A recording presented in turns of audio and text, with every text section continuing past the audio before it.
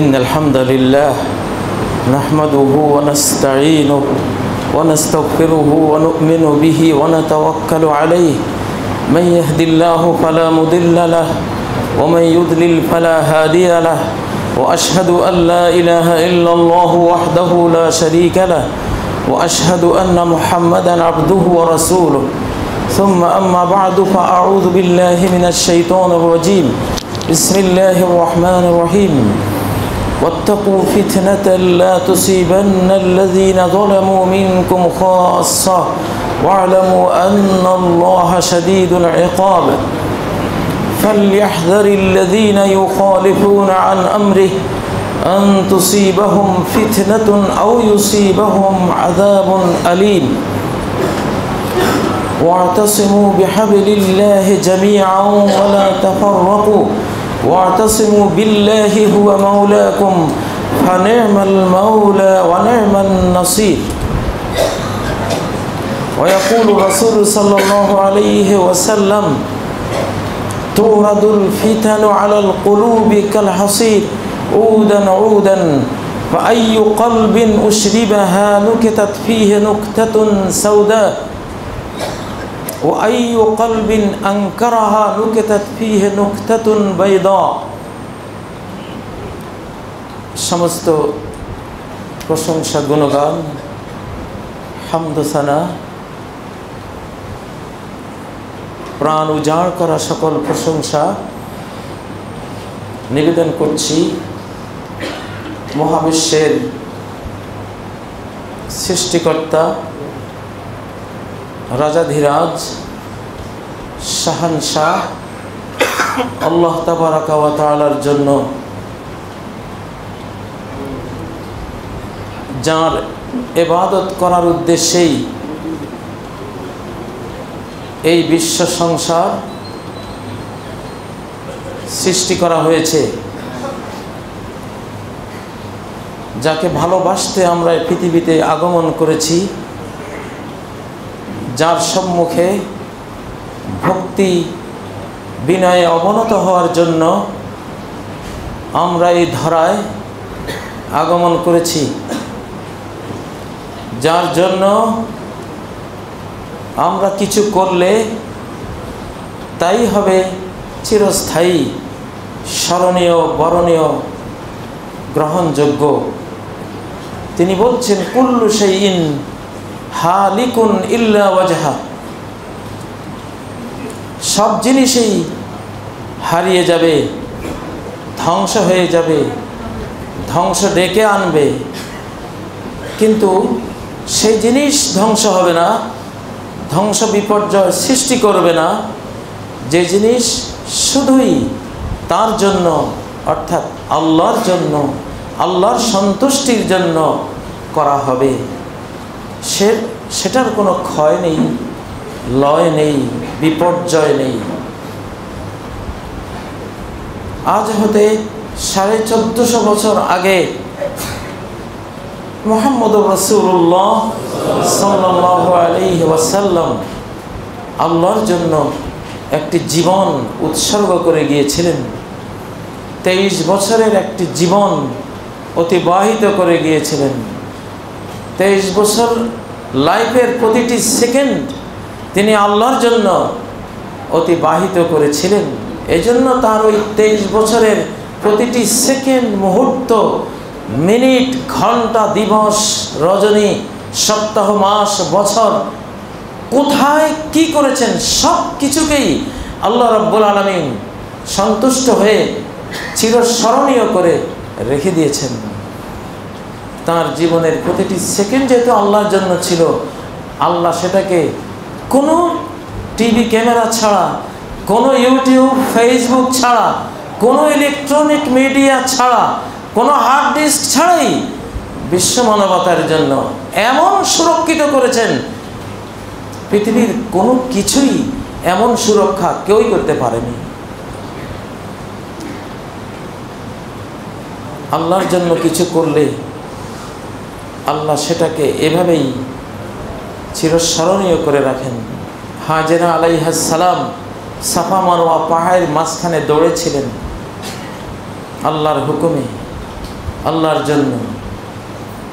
সেখানে কোনো ক্যামেরা ছিল না, সেখানে কোনো কিছুই তো ছিল না, ইলেকট্রনিক মিডিয়া ছিল না, কিন্তু ছিলেন আল্লাহ তাআলা, আল্লাহর নজর, তার দৃষ্টি এবং হাজার অন্তরের সেই ইখলাস, সে আল্লাহমুখিতা।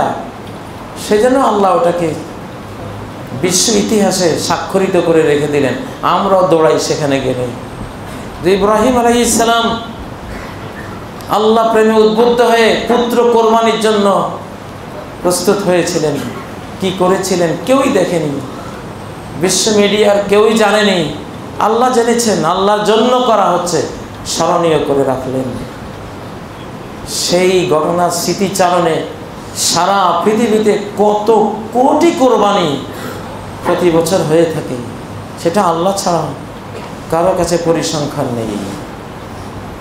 এই বাংলার জমিনেও সেই সুদূর অতীতের শাহজালাল, শাহপরান রাহিমাহুল্লাহ, খান জাহান আলী রাহিমাহুল্লাহ, এই সিলসিলা হাজারো মানুষ অনেক কিছু করে গিয়েছিলেন আল্লাহর জন্য, শুধুই আল্লাহর জন্য।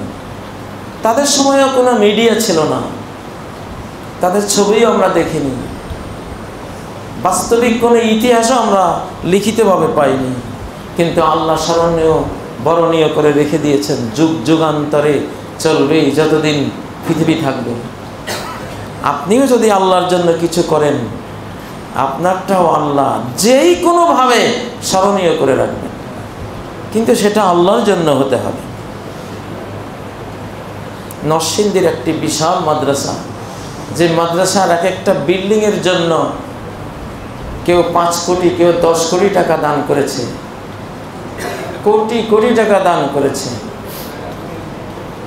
কিন্তু তাদের অত সুনাম হয়নি যতটা সুনাম হয়েছে একজন রিক্সা চালকের 1 টাকা। ওই মাদ্রাসা যেদিন কমিটির সিদ্ধান্ত মসজিদে হচ্ছিল যে আমরা একটা মাদ্রাসা করব, একজন রিক্সা চালক পাশে দিন শেষে সারাদিনের রুজি তার পকেটে, 1974 বা 76 সাল সে আসর পড়তে ঢুকে শুনতেছিল যে একটা মাদ্রাসা হবে, আল্লাহর দ্বীনের জন্য একটা প্রতিষ্ঠান হবে, কিছু টাকার প্রয়োজন। সে সালাম ফিরিয়ে বলল, আমি সারাদিন রিক্সা চালিয়ে 2 টাকা পেয়েছি, 1টি টাকা ওই মাদ্রাসার জন্য দিয়ে গেলাম। ওই রিক্সা চালকেরও 1 টাকা আল্লাহর জন্য দিয়েছিল। আল্লাহ এতটা পছন্দ করেছেন যে কাজী ইব্রাহিমের মুখকে তার ওই 1 টাকার বর্ণনার জন্য, স্মৃতিচারণের জন্য আল্লাহ নিয়োগ করে দিয়েছেন। আমি কত মাহফিলে বলেছি, কত প্রচার মিডিয়ায় বলেছি ওই 1 টাকার কথা, কিন্তু কোটি কোটি টাকার কথা আমার মুখ দিয়ে আসে নাই। কোটি কোটি টাকা অনেকে দান করেছেন, ওটা অতটা মুখে আসে নাই। তার 1 টাকার কথা যতটা মুখে এসেছিল। হোক না অতি ছোট্ট একটি কাজ, যদি আপনি আল্লাহর জন্য করেন, আল্লাহ রেখে দেবেন ইনশাআল্লাহ, স্মৃতিময় হয়ে থাকবে। ব্যাং ইব্রাহিম আলাইহিস সালামের অগ্নিকুণ্ডে তার আগুন নিভাবার নিয়ত করে নমরুদের অগ্নিকুণ্ডের দিকে ফিরে পেশাব করেছিল ব্যাং। সে আল্লাহর জন্য করেছিল, সে মানুষ না, কিন্তু যেহেতু ইখলাস, আল্লাহ প্রেমে উদ্বুদ্ধ হয়ে করেছিল, নবী প্রেমে উদ্বুদ্ধ হয়ে করেছিল, আল্লাহ স্মৃতিময় করে রাখলেন।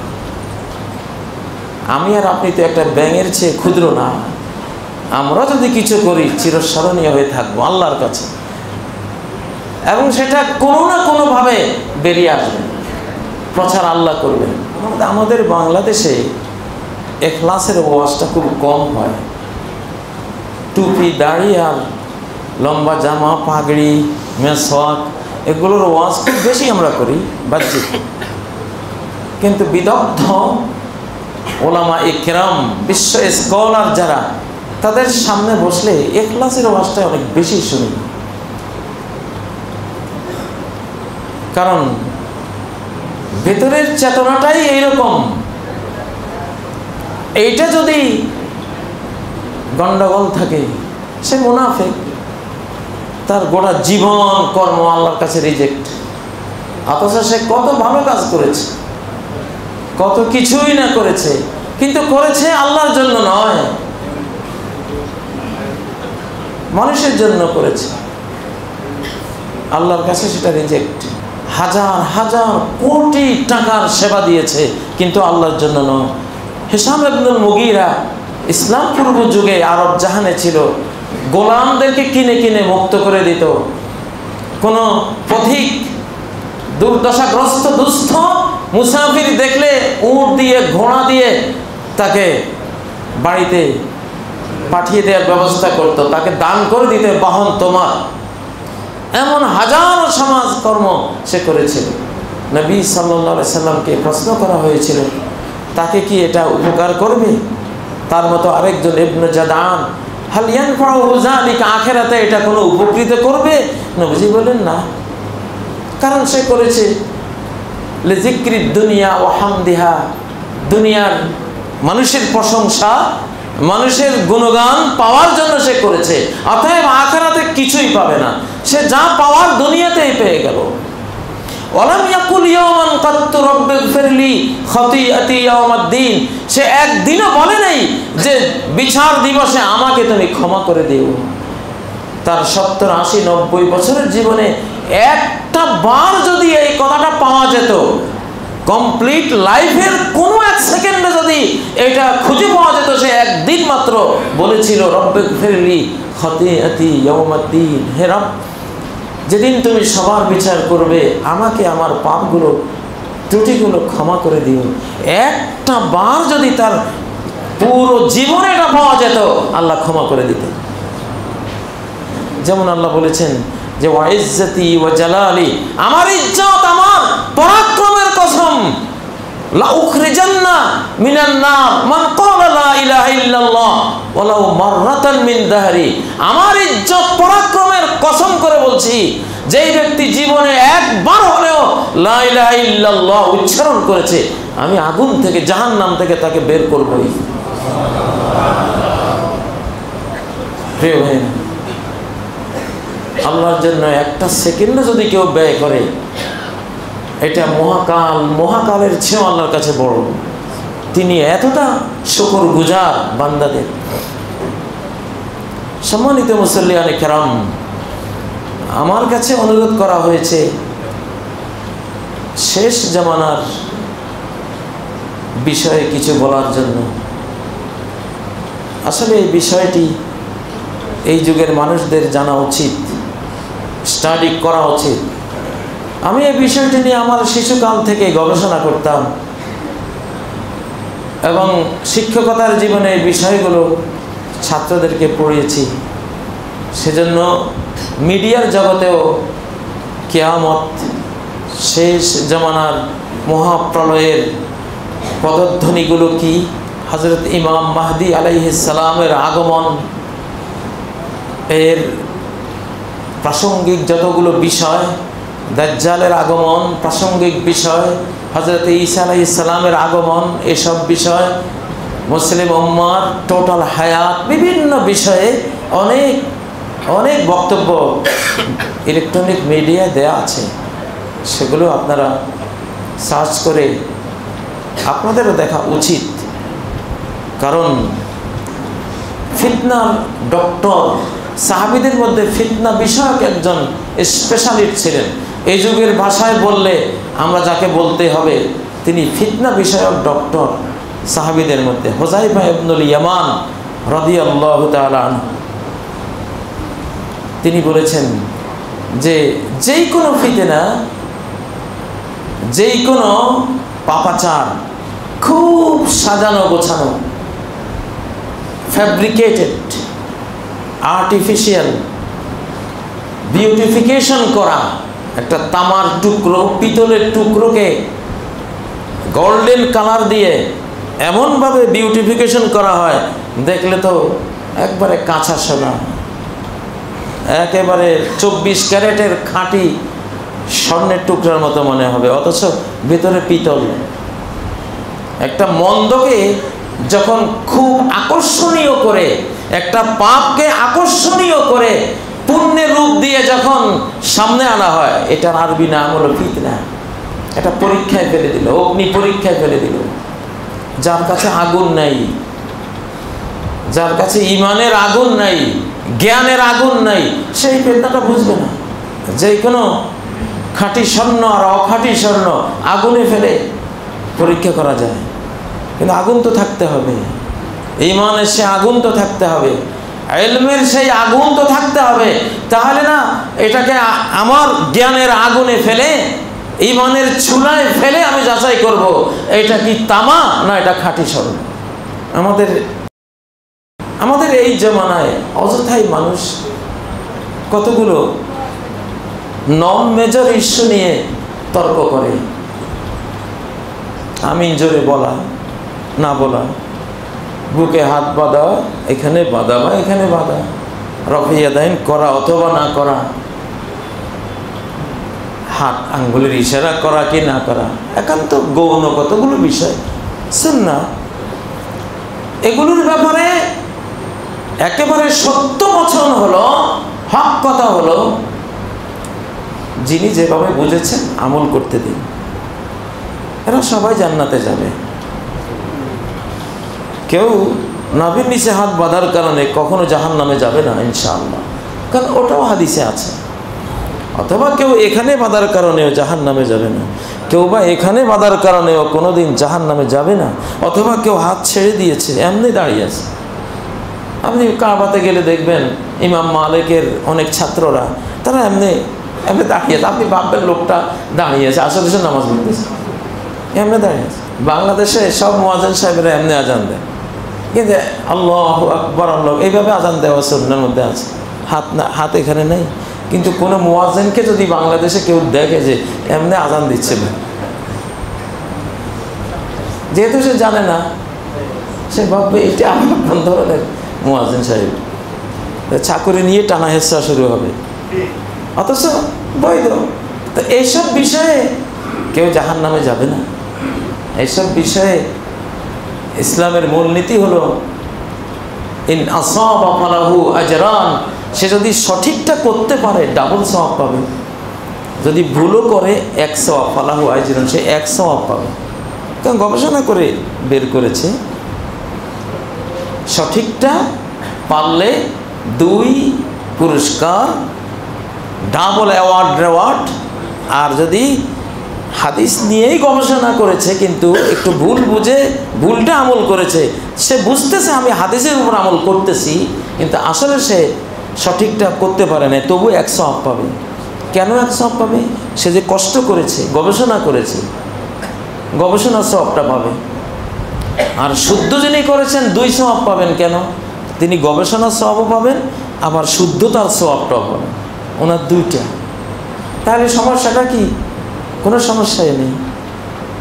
আসলে আমরা বর্তমান জমানায় খুব নন মেজর ইস্যুগুলিকে মেজর ইস্যু বানিয়ে মসজিদে একটা বিরাট হানাহানিতে আমরা পড়ে গেছি। ঠিক না, মোটেও ঠিক না। এগুলো আশা করি আমরা কেউ করব না। একজন মুসলিম অলওয়েজ আল্লাহ সৃষ্টির সেরা একজন মাখলুক, যার ভিতরে লা ইলাহা ইল্লাল্লাহ, আল্লাহ কি বললেন? জীবনে একবার যদি তার আমল নামায় খুঁজে পাই লা ইলাহা ইল্লাল্লাহ বলেছে, মা কত বড় কপাল, কত বড় সৌভাগ্য এটা। আল্লাহ তো ক্ষমা করবেন ইনশাআল্লাহ। তো এই যে ফিতনার জামানা, বর্তমান ফিতনার জামানায় এগুলো নিয়ে ঝগড়া করার আমাদের সুযোগ নেই। ছোট্টখাট্ট এসব বিষয় নিয়ে চিন্তা করারও সুযোগ নাই। চিন্তাটা করতে হবে ওই বিষয় নিয়ে, যেই বিষয় নিয়ে 1450 বছর আগে মুহাম্মদুর রাসূলুল্লাহ সাল্লাল্লাহু আলাইহি ওয়াসাল্লাম চিন্তা করে গেছেন, দুশ্চিন্তা করে গেছেন, আশঙ্কা করে গেছেন, এবং সেটা কি হতে পারে সেটা ব্যক্ত করে গেছেন। সেটা কি? ফিতানান কাকিতাইল লাইলিল মুজলিম, এমন ফিতনা আসবে আধার রাতের অন্ধকারের টুকরোর মতো। ইউসবিহুর রাজুলু মুমিনান, ব্যক্তি ভোরে ঈমান নিয়ে ভোর করবে, ওয়ায়ুমসি কাফিরান, সন্ধ্যা পর্যন্ত সে ঈমান হারিয়ে বেঈমান হয়ে যাবে। এই যুগে আমাদের চিন্তা থাকা উচিত এই পয়েন্টের উপরে, যে ওই যে আল্লাহ বলেছেন এই যে এক সামান্যতম লা ইলাহা ইল্লাল্লাহর জ্যোতি আমার হৃদয়ে রয়ে গেছে কিনা, রাখতে পেরেছি কিনা। যদি পেরেছি একদিন ক্ষমা পাবই, আর যদি এটা ডিলেট হয়ে যায় আমার উপায় নাই। চিন্তাটা শুধু ঈমান নিয়ে করবেন। কে আমিন জোরে বলল, কে আসতে বলল, কে সানি আজান দিল, কে দিল না, কে এটা করলো, কে ওটা, বাবা এগুলি চিন্তা করার সময় নাই। নাতিনকে সাপে চুপুল দিয়েছে, নাতিন তো মরে গেছে, লাশ শক্ত হয়ে গেছে, প্রাণ নাই। নানি এসে নাতিনকে দেখে সারা অঙ্গ যাচাই বাছাই করে চোখগুলি দেখলো ভালো আছে, বলল ইস আল্লাহ বাঁচিয়েছেন যে সাপে চোখের মধ্যে কামড় দেয়নি। এই নানিকে কি বলবেন? নাতিন তো মরা, সে চোখে চিন্তা করতেছে, নাতিন তো রুটাই নাই, আত্মাটা ডেড বডি পুরোটা, তোমার চোখে চিন্তা করে তোমার কি লাভ? চোখ নিয়ে আফসোস করবা না, জীবন নিয়ে, রুহ নিয়ে, আত্মা নিয়ে তোমার কান্না উচিত যে হায় রে আমার নাতিনটা মরে গেল। মরা লাশ দেখে কেউ কি বলে ইস হাতটা তার ভালো আছে? কি লাভে হাত ভালো থেকে কতক্ষণ পরে পৌঁছে যাবে, দুর্গন্ধে থাকা যাবে না। তা আমাদের উদাহরণ ওই নানির মতোই। আমরা চিন্তা করতেছি ইস উনি দেখা যায় হাত এখানে বাঁধলো কেন, বা উনি এখানে কেন বাঁধলো, ওনার সাথে চলে না। আরে ভাই তোমার ইমানটা আছে কিনা তুমি আগে সেটা দেখো, বা ওনারও ইমানটা ঠিক আছে কিনা। সকাল সন্ধ্যায় স্টাডি ইমান নিয়ে করা উচিত। কারণ আল্লাহ নবী বলেছেন যে ইজতামিউনা ফিল মাসাজিদি ওয়া ইউসাল্লুন, সবাই মসজিদে একত্রিত হবে, সবাই মসজিদে সালাত আদায় করবে, ওমা ফিহি মুমিন, তাদের মধ্যে একজনও ঈমানদার নেই, একজনও না। ইমাম, মুয়াজ্জিন, খতিব, মুসল্লি, কমিটি কারো ঈমান নাই। এমন বহু মসজিদ পৃথিবীতে হবে। এটা তো ইনফরমেশন, সংবাদ। ইমাম আল হাকিম আল মুস্তাদরাক গ্রন্থে এই হাদিসটি সংকলন করেছেন। হাদিসের বিশ্ববিখ্যাত বিশারদ ইমাম আয-যাহাবী বলেছেন এটি গ্রহণযোগ্য সনদ সূত্রে বর্ণিত হাদিস। সাহাবীরা প্রশ্ন করলেন যে মাতা যালিকা ইয়া রাসূলুল্লাহ, একটা মসজিদে কারোই ঈমান নাই, যেই মসজিদে ঈমানদারদের বাস, তিনি যদি বলতেন যে ওরা সিনেমায় একত্রিত হবে, কারো ঈমান নাই, সেটা একটা যুক্তিযুক্ত কথা হতো। কারণ সিনেমায় তো যায় উল্টাপাল্টা লোকেরা, সেখানে ঈমান নাও পাওয়া যেতে পারে, ঈমান নাও থাকতে পারে, সেটা না থাকার জায়গায়। সিনেমা হলে ঈমানদার যায় না, এটা ঠিক আছে, কিন্তু মসজিদ যেখানে ঈমানদারের বাস, 100% আল্লাহওয়ালারা আসে সেখানে, এখানে যদি ঈমান পাওয়া না যায়, ঈমানের কেন্দ্রে যদি ঈমান না থাকে, ঈমানের খনিতে যদি ঈমান না থাকে, সিনেমা হলে পাওয়া যাবে, কোথায় পাওয়া যাবে ঈমানটা? এই যুগে প্রত্যেক মুমিনের চিন্তাটা তার বিশ্বাস নিয়ে করা উচিত যে আমি কি মুমিনদের কাতারে আছি কিনা, যাদেরকে আল্লাহ হাজারো লাখো কোটি গুনাহ থাকলেও ক্ষমার ওয়াদা করে রেখেছেন। মুহাম্মদ সাল্লাল্লাহু আলাইহি সাল্লামকে মেরাজের রাত্রে তিনি ওয়াদা দিয়েছেন আন ইউগফারা মান মাতা মিন উম্মতিহি লা ইউশরিকু বিল্লাহি শাইআন। আল মুকাহহিমাত, সহিহ মুসলিম, মেরাজ অধ্যায়ের সহিহ হাদিস, যে যদি তোমার উম্মতের কেউ শিরিক না করে মারা যায়, তার সমস্ত কবিরা গুনাহ আমি ক্ষমা করে দিলাম। তোমার উম্মতের একটা সদস্য যদি আমার কাছে শিরিক মুক্ত অর্থাৎ শুধু ঈমানটা সহিভাবে নিয়ে আসতে পারে, তার সমস্ত মহাপাপ আমি ক্ষমা করে দিলাম। কিন্তু সেই ঈমানটা তো নিয়ে মরতে হবে। এখন ঈমান আছে কি নাই এই ফিতনার জামানায়? নবীজি বলছেন তুরাদুল ফিতানু আলাল কুলুব, পাপগুলো সরাসরি হার্টের উপরে আসবে, পেশ করা হবে। আকর্ষণীয় সৌন্দর্যময় জিনিসগুলো সরাসরি মানুষের হৃদয়ে চলে যায়, হৃদয় দিয়ে আকর্ষণ বোধ করে। এটা অন্তরের উপরে পেশ করা হবে। কাল হাসি, মাদুরের বেতির মতো উদানে উদান একটা একটা করে হৃদয়ের উপরে পেশ করা হবে।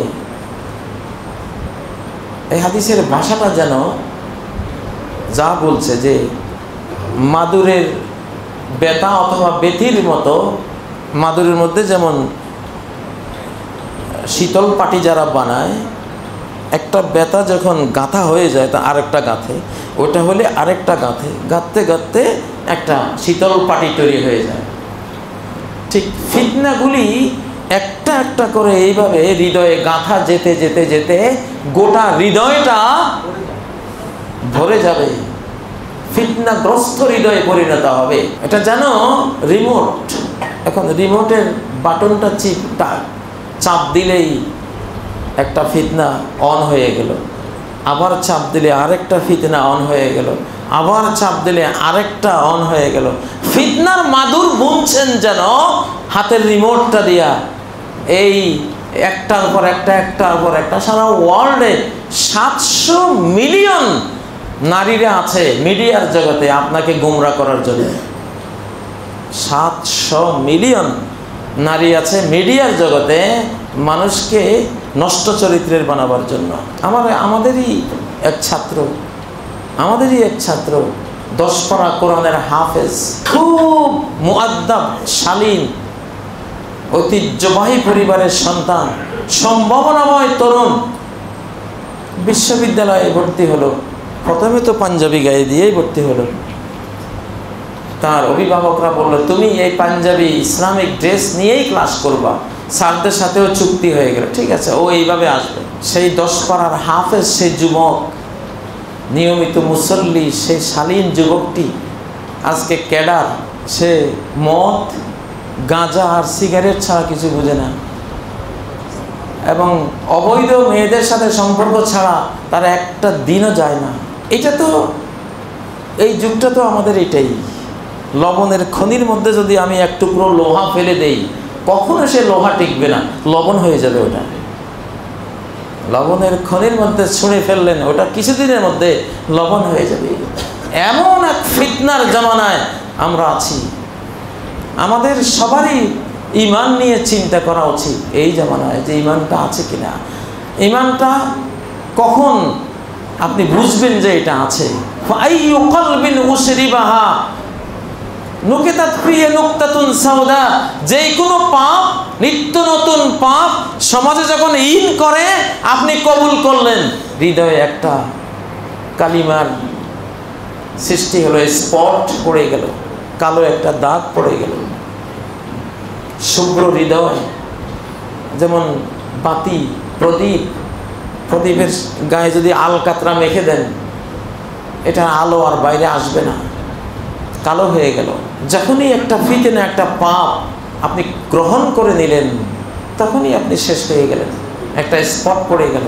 আর যদি ফিতনাকে অস্বীকার করেন, ডিনাই করেন, পাপকে ডিনাই করেন, না আমি এই পথে যাব না, সাথে সাথে মনের মধ্যে ঈমানের একটা আলো, একটা শুভ্র উজ্জ্বল আলো সেখানে সৃষ্টি হয়ে গেল। ওয়াইয়ু কলবিন আনকারাহা নুকিতাত ফিহি নুকতাতুন বাইদা। একটা সাদা নুকতা, সাদা একটা উজ্জ্বল দাগ, একটা আলোর কণিকা সেখানে সৃষ্টি হয়ে গেল। হাত্তা ইয়াসিরা আলা কলবাইন। ওই যুগে মানুষের হৃদয় 2 ভাগে ভাগ হবে। আবিয়াদা মিসলাস সাফা, সাদা মরমর পাথরের মতো শুভ্র দিল। লা তাদুররুহু ফিতনাতুন মা দামাতিস সামাওয়াতু ওয়াল আরদ। পৃথিবী যতদিন থাকবে, আসমান জমিন, কোনো পাপ তাকে গ্রাস করবে না, করতে পারবে না। এখনো আছে অনেক মানুষ, এই ঢাকা শহরেও খুব কম, এই ফিতনার ভিতরেও আল্লাহওয়ালা, তার ফ্যামিলির ছেলে মেয়েরা শুদ্ধা, ঠিক সেভাবে আছে কি না? আছে। আবার অনেকে একেবারে বাবা নিশা খায়, মা নিশা খায়, মেয়েও নিশাখোর, ছেলেও নিশাখোর।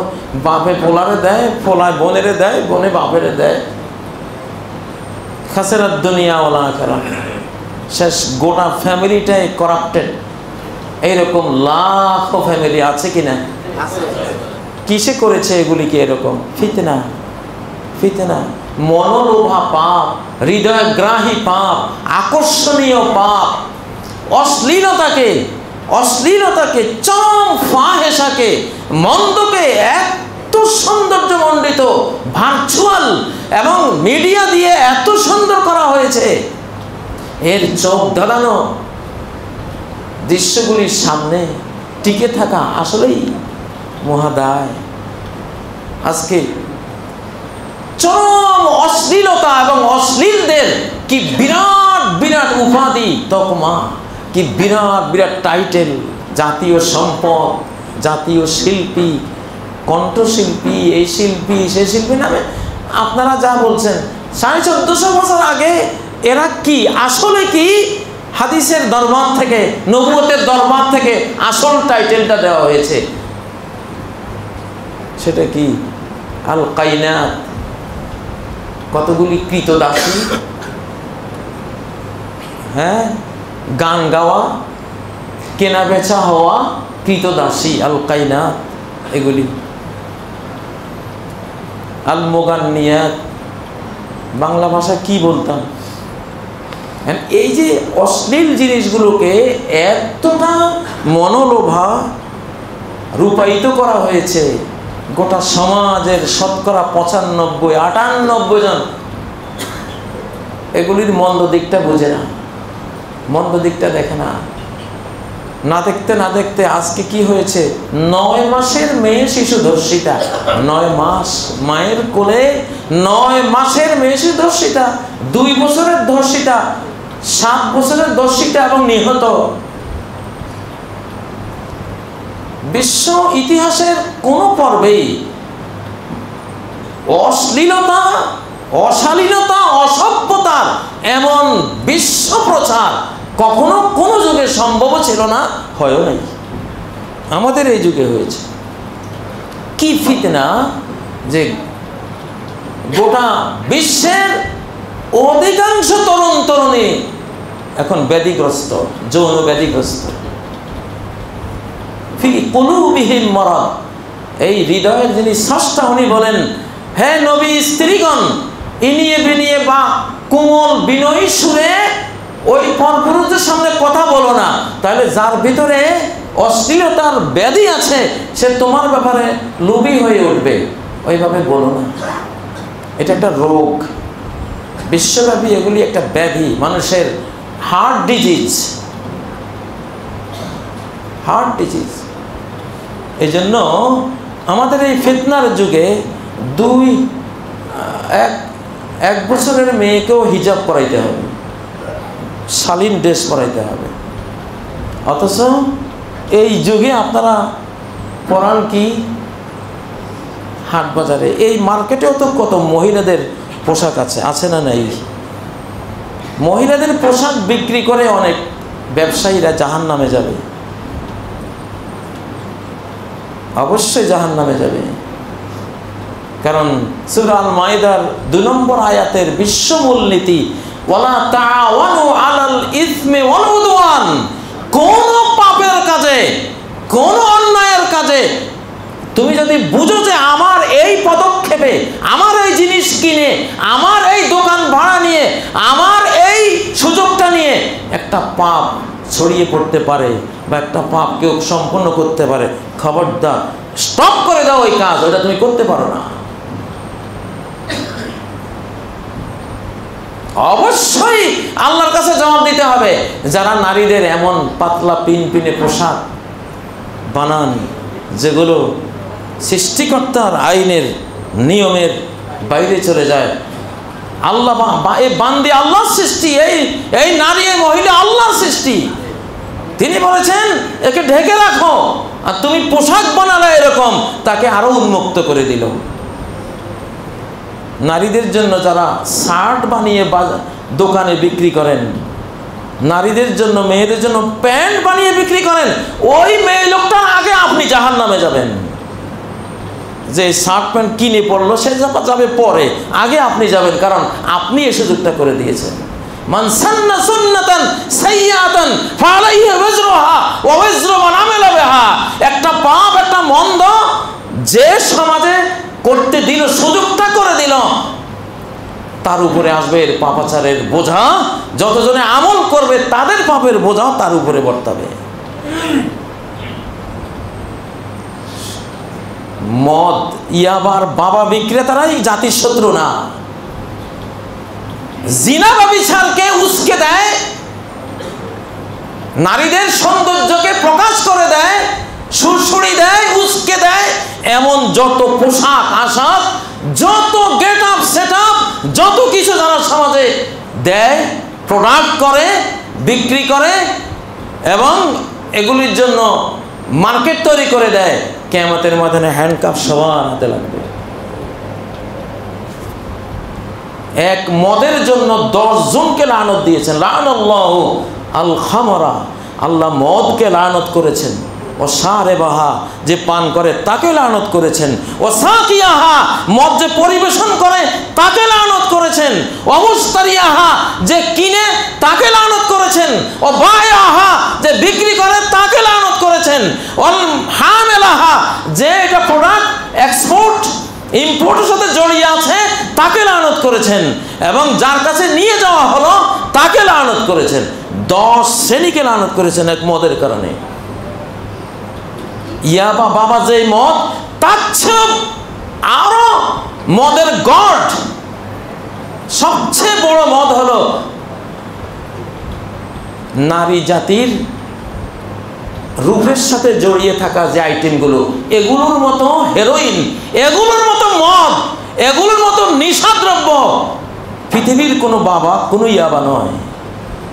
লামরুকা ইন্নাহুম লাফি সাকরাতিহিম ইয়ামাহুন, আল্লাহ বলছেন তোমার জীবনের কসম হে মুহাম্মদ, এই লূতের জাতি তাদের যৌনতার নিশায় সব অন্ধ হয়ে আছে, অন্ধ হয়ে গেছে। প্রিয় ভাইরা, আমি তো বাজারে খুতবা দিচ্ছি, আমি এই মসজিদের নিয়মিত খতিব না, আমি এখানে চাকরি করতে আসিনি, আপনারা আর না ডাকলেও কিছু যায় আসে না। কিন্তু এটা মনে রাখবেন, নরসিংদীতে আমি থাকি, নরসিংদীতে দোকানে দোকানে মেয়েদের অশালীন ড্রেস দেখে কিছু মেয়েরা বলল, তোমরা কি শালীন ড্রেসগুলো আনতে পারো না? আমি দেখি এখন আলহামদুলিল্লাহ অশালীনগুলি চলে গেছে, সব শালীন ড্রেসগুলো পরে কালো বোরকায় গোটা এলাকাতে খুব ভালো লাগে, দোয়া আসে। আপনারা কেন বিক্রি করেন মেয়েদের জন্য শার্ট প্যান্ট? কঠিন করে দেন সে যাতে এটা না পায়। মানুষ যেটা সহজলভ্য নয় সেটা মানুষ অনেক সময় কিনতেও যায় না। আপনারা ব্যবসায়ীরা সহজলভ্য করে দিচ্ছেন। এই হারাম খাবেন না। হযরত ওমর বাজারে গিয়ে পানিওয়ালা দুধ দেখলে মাথার উপর ঢেলে দিতেন। এটা মুনকার, এটা অসৎ, এটা দূর করতে হবে। দুধে পানিওয়ালা টের পেয়েছেন, যে বিক্রি করতে এনেছে তার মাথায় ঢেলে দিয়েছেন, এটা মুনকার, এটা অসৎ, মুসলিম সমাজে চলে না। যে কোনো নেশাদ্রব্য, হযরত আলী রুয়াইশাত আস-সাকাফি তার সে মাদকের দোকান দিয়েছিল, হযরত আলী গিয়ে একবারে আগুন লাগিয়ে গোটা দোকান পুড়িয়ে দিয়েছিলেন।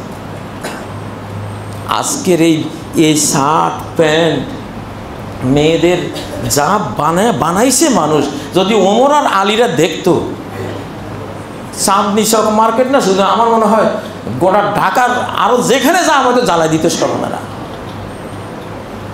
এটা বড় ইয়াবা, বড় বাবা হলো এগুলি, এগুলি হলো মনের মদ। ওই ইয়াবার বাবা খেলে ওটা বডির মদ। আর নারীদের সংক্রান্ত যেগুলি, এগুলি হলো হার্টের মদ, হার্টকে নেশাগ্রস্ত করে দেয়। আজকে এত ডেঙ্গু, এত মশার কামড়, এত চিকন বুনিয়া, অজানা এত রোগ, এত হাবাগোবা শিশু, অটিজম, প্রতিবন্ধী, এগুলি কি? এগুলি সব এই অশালীনতার, এই পাপাচারের কুফল। আল্লাহ নবী বলেন, বাইহাকির বর্ণনা, ইবনে মাজার বর্ণনা, সহিহ বর্ণনা, লাম তাজহারিল ফাহিশাতু বিকওমিন কাত্তু, কোন সমাজে যদি অশ্লীলতা বিজয়ী হয়ে যায়, শালীনতা হেরে যায়, শালীনতা আজকে পরাজিত, আজকে বোরকাওয়ালীরা এখানে এই সমাজে যদি পরাজিত নিন্দিত হয়, আর যারা ল্যাংটা উলঙ্গ অশালীন তারা যদি সমাদৃত হয়, তাহলে সবর করো, অপেক্ষা করো। এই প্রকাশ্য অশালীনতার রব্বানি অ্যাকশন রিয়াকশন হবে কি? ইল্লা আসাবাতহুম, এটা ইল্লা ফাসাফিহিমুত তাউন, এমন মহামারী, এমন রোগ ব্যাধি ওই সমাজে আসবে যেটা তাদের অতীত পূর্বপুরুষদের মধ্যে কখনো ছিল না। কখনো ছিল না। আল্লাহর ওয়াস্তে চাঁদনি চক, এটা মেয়েদের নাম, চাঁদনি, এটা মেয়েদেরকে বলা হয়। তো চাঁদনি, এগুলি চাঁদনি বানান। আপনাদের মেয়েদের জন্য বোরকা বিক্রি করেন, লম্বা লম্বা আগের যুগের মতো শালীন সুন্দর সাজিয়ে গুছিয়ে। সব দেশের মধ্যে কোনো সৌন্দর্য নয়, বান্দরের মতন দেখা যায় যারা এইসব ড্রেস করে। এগুলি বান্দর, পশ্চিমা আমেরিকার এসব মহিলারা, এগুলির মধ্যে রূপ নাই, সৌন্দর্য নাই, বান্দরের মতো এক একটা। ওদের কোনো মান ইজ্জতও নাই, ওদের কোনো পরিবারও নাই, কোনো স্বামীও নাই, ওদের কোনো ছেলে মেয়েরও কোনো খোঁজ খবর নাই। ওরা হলে বাদান্না জাতি, ওদের কিচ্ছু নাই। এই অশ্লীলতার পিছনে গিয়ে সর্বহারা হয়েছে। আজকে তারা আমাদের মুসলিমদের শালীন দেখে তারা ইসলাম কবুল করছে, তাকে সুন্দর বলে তারা অনুভব করছে। আমেরিকার একটা মেয়ে, সে বলল, আচ্ছা মুসলিমরা বোরকা পরে, আমি আজকে পরীক্ষা করব বোরকা পরলে কি হয়, না পরলে কি হয়। সে নিউ ইয়র্ক শহরে বোরকা ছাড়া কতক্ষণ ঘুরলো, অবজার্ভ করলো, ক্যামেরা বন্দি করলো, কে কিভাবে তাকালো, কিভাবে বডি ল্যাঙ্গুয়েজে তার দিকে কি বার্তা দিল, সব রেকর্ড করলো। কিছুক্ষণ পরে আবার বোরকা গায়ে দিয়ে ওই পথে ওই সব মানুষের সামনে দিয়ে ঘুরে আসলো। পরে সে তার বন্ধুদেরকে বলল, সর্বনাশ, এই বোরকা পরার পরে আগে প্রত্যেকটা দৃষ্টি আমি দেখেছি অসভ্যতার দৃষ্টি, খারাপ দৃষ্টি, তুচ্ছ তাচ্ছিলতার দৃষ্টি, অসম্মান অপমানের দৃষ্টি। এই বোরকাটা পরার পরে সবাই যেন আমাকে শ্রদ্ধা করছে, আমাকে একটা মহামানবী ভাবছে, আমাকে একটা অত্যন্ত ভালো কিছু, আমি একটা অনেক সুন্দর কিছু হয়েছি, মানুষের নজর থেকে আমি বুঝলাম, এভাবে আমার দিকে মানুষ দেখছে। আসলে এই বোরকাটা অসাধারণ জিনিস। এই জন্য আমি আসলে ফিতনার একটা সাইড, অশ্লীলতার যে ফিতনা ছড়িয়ে গেছে, এটা আমাদেরকে শেষ করে দিয়েছে, এটা আমাদের যুবকদেরকে যৌন রোগী বানিয়ে দিয়েছে, এটা আমাদের সমাজের নারীদের ইজ্জত কেড়ে নিয়েছে। আল্লাহ তাআলা এগুলি থেকে আমাদেরকে ফিরে আসার, তওবা করার, ইস্তেগফার করার, যতটুকু বাঁচতে পারি বাঁচার তৌফিক দান করুন। সুবহানাকাল্লাহুম্মা ওয়া বিহামদিকা আশহাদু